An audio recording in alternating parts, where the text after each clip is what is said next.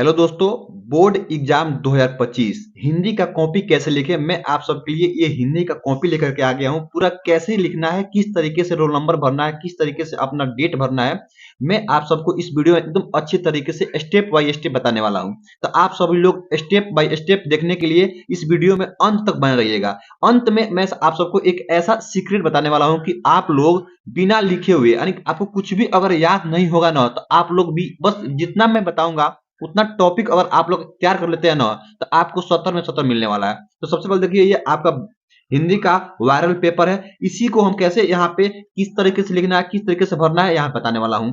देखिए यहाँ पे सबसे पहले आपको यहाँ क्या करना है, यहाँ पे अपना परीक्षार्थी का अनुक्रमांक यानी कि अनुक्रमांक अंकों में, जैसे 1 2 3 3 0 9 2 5 4 ऐसे भर दीजिएगा। ठीक है, उसके बाद से आप लिखना है परीक्षार्थी का अनुक्रमांक शब्दों में। तो देखिए, आपको इकाई दहाई सैकड़ा हजार ऐसे बिल्कुल मत भरिएगा, ये गलत तरीका है। आपको ऐसे भरना है 1 2 3 3 कॉमा लगा के 1 कॉमा 2 कॉमा 3 कॉमा 3 कॉमा 0 9 2 5 4 9 ऐसे लिखना है। ठीक है, उसके बाद से लिखना है यहाँ पे विषय एवं प्रश्न पत्र। विषय हिंदी का पेपर है तो हिंदी भरिएगा।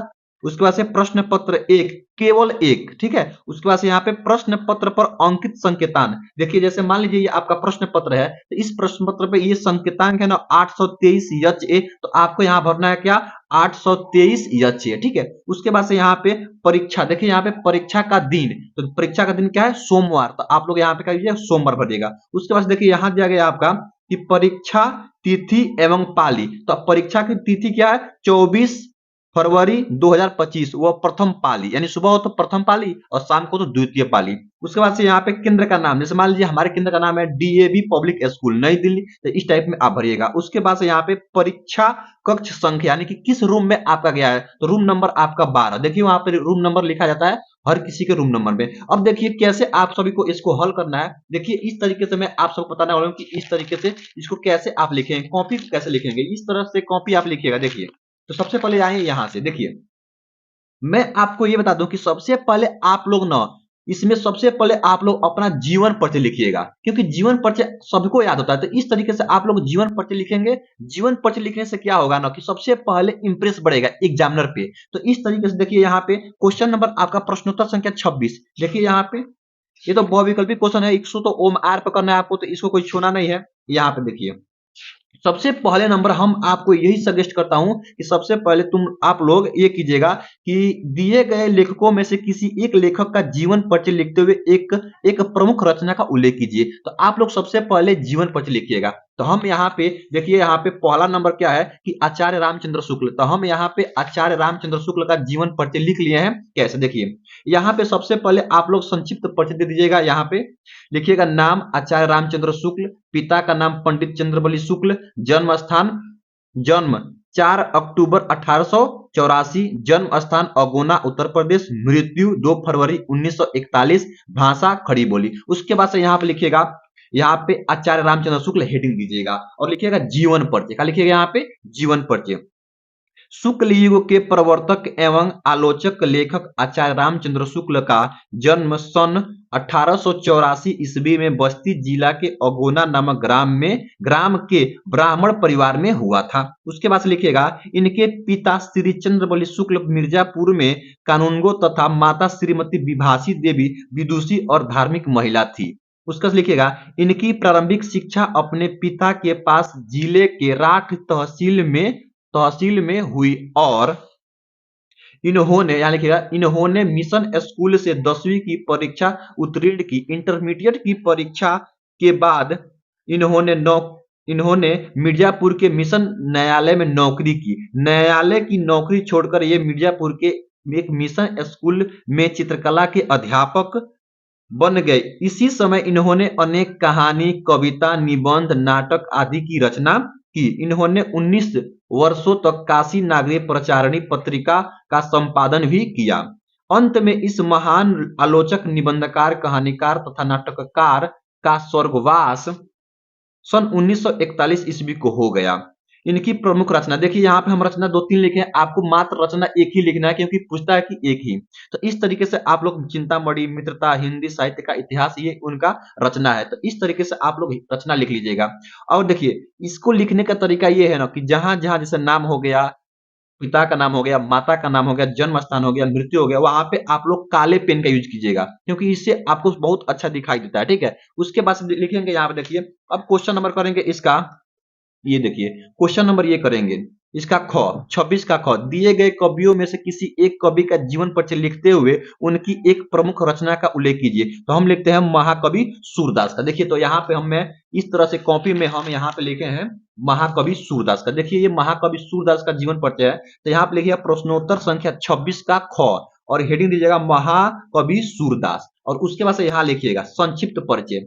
संक्षिप्त परिचय, नाम महाकवि सूरदास, माता का नाम, पिता का नाम पंडित रामदास सारस्वत, माता का नाम जमुना दास, जन्म सन 1478 ईस्वी, जन्म स्थान रुनकता या सीही, मृत्यु सन 1538, और भाषा लिखिएगा ब्रज भाषा। उसके बाद देखिए यहाँ पे लिखना है आपको, यहाँ लिखिएगा जीवन परिचय, लिखिएगा कि महाकवि सूरदास का जन्म सन 1478 ईस्वी में आगरा मथुरा मार्ग पर स्थित रुनकता नामक ग्राम में हुआ था। कुछ लोग इनका जन्म स्थान दिल्ली के निकट सीही नामक ग्राम को मानते हैं। इनके पिता का नाम श्री रामदास सारस्वत था। सूरदास जी जन्माद्य थे, इस विषय में भी विद्वानों में मतभेद है। इन्होंने श्री कृष्ण की बाल लीलाओं का मनोहरिक वर्णन किया है जो आंखों देखा संभव नहीं है। सूरदास की रुचि बचपन से भगवत, यहाँ देखिए, भगवत भक्ति के गायन में थी। इनसे भक्ति का एक पद सुनकर महाप्रभु वल्लभाचार्य ने इन्हें अपना शिष्य बना लिया और श्रीनाथ जी के मंदिर में कीर्तन का भार सौंप दिया। ये गौ घाट पर रहकर जीवन भर श्री कृष्ण की बाल लीलाओं का गायन करते रहे। अंत में महाकवि सूरदास सन 1538 ईस्वी को परलोक सिधार गए। उसका से यहाँ लिखिएगा इनकी प्रमुख रचना। इनकी प्रमुख रचना ये है, देखिए, सूर सागर, सूर सरावली, साहित्य लहरी। तो इस तरीके से आप लोग कवि और लेखक, सबसे पहले कवि का, लेखक का और कवि का जीवन परिचय आप लोग लिखिएगा।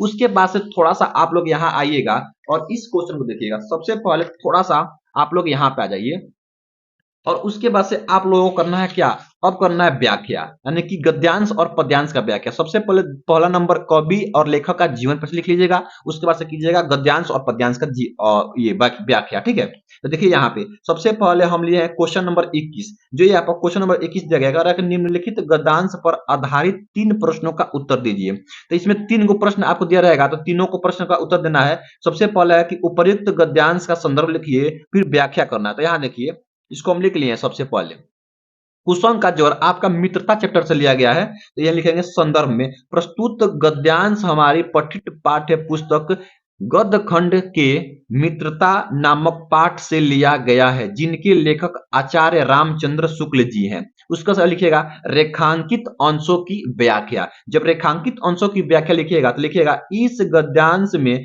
बताया गया है कि मनुष्य पर संगति का बहुत असर होता है। अगर वह कुसंग में रहता है तो उसकी बुद्धि और आचरणों का क्षय होता है। यदि वह संगति में रहता है तो उसे चरित्र का निर्माण होता है और यह लगातार प्रगति के मार्ग पर बढ़ता रहता है। ये आपका हो गया रेखांकित अंशों का व्याख्या। आपको एक और क्वेश्चन दिया जाएगा, ये क्वेश्चन का आंसर है। कह रहा है कुसंग से क्या है, कुसंग से क्या लाभ और हानि। तो लिखेंगे कुसंग से न केवल नीति और समृद्धि का भी नाश होता है, बल्कि हमारे विवेक, बुद्धि और आचरणों का भी क्षय होता है और ये हमारा पतन भी होता है। उसके बाद से लिखिएगा, ये तो आपका हो गया गद्यांश का, ये आपका इस गद्यांश का हो गया व्याख्या और इस क्वेश्चन को। अब उसके बाद से आपका आएगा पद्यांश। तो पद्यांश आपका यहाँ दिया गया क्वेश्चन नंबर, देखिए ये आपका क्वेश्चन नंबर 22 का, दिए गए पद्यांश पर आधारित 3 प्रश्नों का उत्तर दीजिए। 6 नंबर का है यहाँ पे, चरण कमल बंदो है रही, इसको या आपको इसको, दोनों में से किसी एक को करना होगा। तो आइए हम आपको इसी को कर दिखाते हैं। ये चरण कमल बंदो है रही यहाँ की है, तो आपको अगले पेज पे करना है कि पद्यांश का व्याख्या। तो ये आपका पद्यांश दिया गया, देखिए हम पद्यांश लिख दिए हैं, ये पद्यांश का है।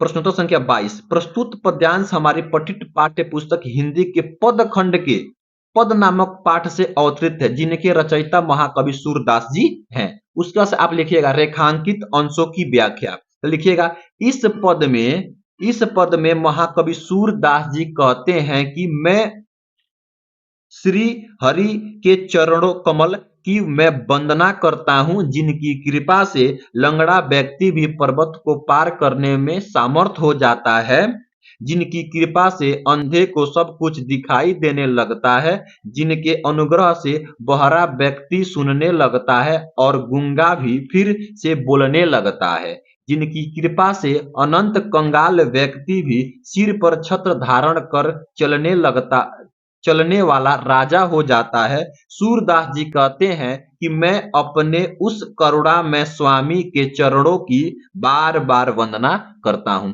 यहां तक लिख लीजिएगा। उसके बाद से क्वेश्चन पूछा है, तीसरा क्वेश्चन दिया गया उसमें कि अलंकार, इसमें कौन सा अलंकार है? तो इसमें आपका रूपक अलंकार है। तो इससे आप लोग इसका आंसर दीजिएगा कि रूपक अलंकार लिख दीजिएगा। उसके बाद से करना है आपको, देखिए ये गद और पद का आपका हो गया। उसके बाद से आपको करना है 23 नंबर क्वेश्चन। करना है क्या कि दिए गए संस्कृत गद्यांश में से किसी एक का संदर्भ सहित हिंदी में अनुवाद कीजिए। दो आपका गद्यांश दिया रहेगा, इन दोनों में से किसी एक को करना है। तो आइए मैं पहला ही आपको वाराणसी वाला करा देता हूं। तो मैं आप सबके लिए यहां पे लिखा हूं, देखिए ये आपका वाराणसी का लिखा गया है। तो प्रश्नोत्तर संख्या 23 दिया गया है। संदर्भ लिखेंगे सबसे पहले, फिर प्रसंग लिखेंगे, फिर अनुवाद लिखेंगे। तो देखिए प्रस्तुत गद्यांश हमारी पठित पाठ्य पुस्तक हिंदी के संस्कृत खंड के वाराणसी नामक पाठ से उद्गृत है। ठीक है, तो ये आपका जो पहला यहाँ पर दिया गया ना, ये आपका वाराणसी से लिया गया है, जिसे वाराणसी सुविख्यात प्राचीन नगरी। तो इसका आपको हिंदी में करना है। तो उसके बाद लिखेंगे प्रसंग। जो आपका प्रसंग है लिखेंगे, इस गद्यांश में वाराणसी की ऐतिहासिकता और अवस्थिति के विषय में बताया गया है। ठीक है, उसका लिखिएगा आप यहाँ पे अनुवाद। अनुवाद का लिखा गया है कि वाराणसी बहुत प्रसिद्ध प्राचीन नगरी है। यह स्वच्छ जल की तरंगों से युक्त गंगा के किनारे स्थित है। इसके घाटों की घुमावदार पंक्ति श्वेत चांदनी में बहुत सुंदर लगती है।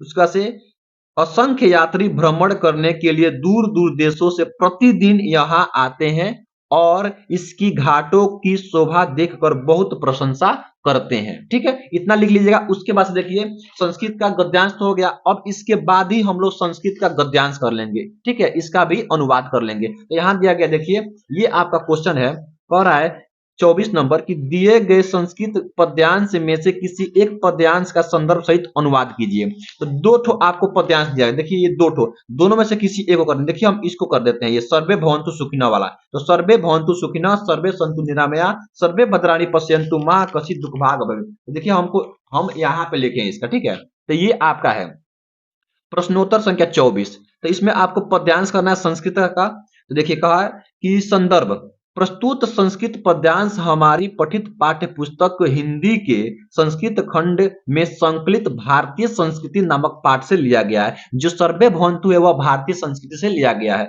उसके बाद से अनुवाद कर देंगे। इस श्लोक में बताया गया है कि सभी मनुष्य सुखी हो, सभी निरोग हो, सभी कल्याण को देखे या पाए और कोई भी दुख का भागी न बने। ठीक है, तो ये आप लोग संस्कृत का सबसे पहले कवि और लेखक का जीवन पर लिख लीजिएगा। उसके बाद से दो पद और गद का आप रेखांकित अंशों का व्याख्या कर लीजिएगा। उसके बाद से संस्कृत का गद्यांश और पद्यांश का। उसके बाद से क्या करना है आपको, देखिए यहाँ पे जो दिया जाता है आपका काव्य खंड, उसको लिख लीजिएगा। बहुत आसान होता है। देखिए अपने पठित खंड काव्य के आधार पर निम्नलिखित प्रश्नों में से किसी एक का, इन दोनों में से किसी एक का आपको उत्तर देना है। 3 नंबर का रहेगा। कह रहा कि मेवाड़ मुकुट काव्य खंड के द्वितीय सर्ग लक्ष्मी का सारांश लिखिए, या मेवाड़ मुकुट काव्य खंड के आधार पर दौलत का चरित्र चित्रण कीजिए। तो इन दोनों में से किसी एक को करना है आपको, तो हम इसी को कर देते हैं, मेवाड़ मुकुट वाला। देखिए द्वितीय स्वर्ग यानी कि लक्ष्मी, तो देखिए यहाँ पे लिखे आपके लिए 3 नंबर का है, तो 3 नंबर के हिसाब से ही आप लिखिएगा।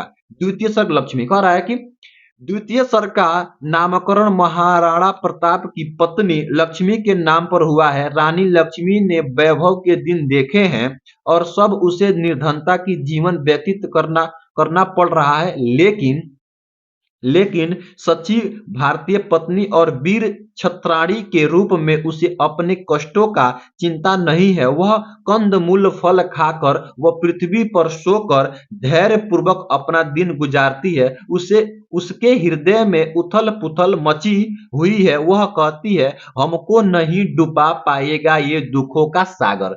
तो इस तरीके से आप लोग द्वितीय शब्द लिखिएगा। उसके बाद से आपको क्या क्वेश्चन करना है, देखिए ये तो हो गया। उसके बाद से आप लोगों को क्वेश्चन करना है, ये बहुत आसान क्वेश्चन लिखना है।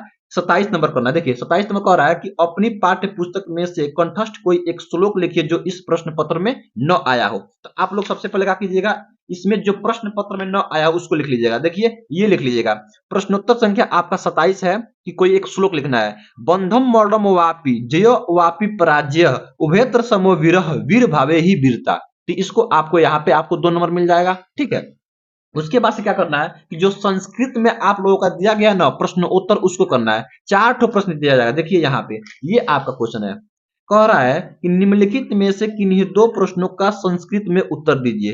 भारतीय संस्कृति मूल किम आसित पुराज क आसित। 2 यहाँ पे दिया गया है और 2 आपका यहाँ पे। तो इन दोनों में से किसी एक को, देखियो हम इसको देते हैं, इसको चौथे नंबर को वीर किन पूजियते, तो वीर वीरणे पूजियते, बस यहाँ पे वीरणे लिख देना है। उसके बाद से यहाँ देखिए ये पूछा है कि पुरुराज क आसित, तो पुरुराज एक भारतीय वीर आसित, तो लिख देंगे। देखिए ये आपका है प्रश्नोत्तर संख्या 28। ये है कि पहला क्वेश्चन है कि पुरुराज एक भारतीय वीर आसित। उसके बाद से चौथा क्वेश्चन का आंसर देंगे, किसी एक 2 का ही करना है तो 4 दिया 2 कर लेंगे। विरह विरणे पूज्यते, तो ये आपका हो जाएगा। उसके बाद से देखिए, उसके बाद से आप लोगों को ये करना है, ये 30वां नंबर क्वेश्चन कह रहा कि अपनी विशेष रुचियों का उल्लेख करते हुए अपने मित्र को एक पत्र लिखिए अथवा रेलवे के महाप्रबंधक को एक शिकायत पत्र लिखिए जिसमें टिकट निरीक्षक द्वारा किए गए अभद्र व्यवहार का उल्लेख है। तो दोनों में से किसी एक को, देखिए ये आपका 4 नंबर का मिलेगा, ठीक है। तो आइए हम यहाँ पे किए हैं, देखिए आपको दिखाते हैं, यहाँ पे लिखे हैं, ये आपका है। तो ये आपका बहुत ही अच्छा लिखा है, ये पत्र लिखा है, निवेदन पत्र है। इसको आसानी से लिखिएगा, अब बहुत ही आसान तरीके से आप लिख सकते हैं, बिल्कुल याद नहीं करना है आप लोगों को। देखिए लिखिएगा यहाँ पे सेवा में, यहाँ पे लिखिएगा सेवा में लगाइए कॉमा, श्रीमान रेलवे महाप्रबंधक महोदय जी, तमकुही रोड रेलवे स्टेशन, किसी भी रेलवे स्टेशन का आप नाम रख दीजिएगा, कुशीनगर, ठीक है। उसका लिखिएगा विषय, विषय बहुत जरूरी है, विषय आपको लिखना ही होगा। टिकट निरीक्षक द्वारा किए गए अभद्र व्यवहार की शिकायत, ये आपका विषय है। उसका लिखिएगा, माननीय महाप्रबंधक महोदय जी, मैं अभिषेक सिंह विकास नगर दिल्ली का निवासी हूं। यह पत्र आपके समक्ष दिनांक 2/2/2025 को तमकुही रोड रेलवे स्टेशन पर हुई घटना के संदर्भ में टिकट निरीक्षक द्वारा किए गए अभद्र व्यवहार की शिकायत दर्ज कराने के लिए लिख रहा हूं।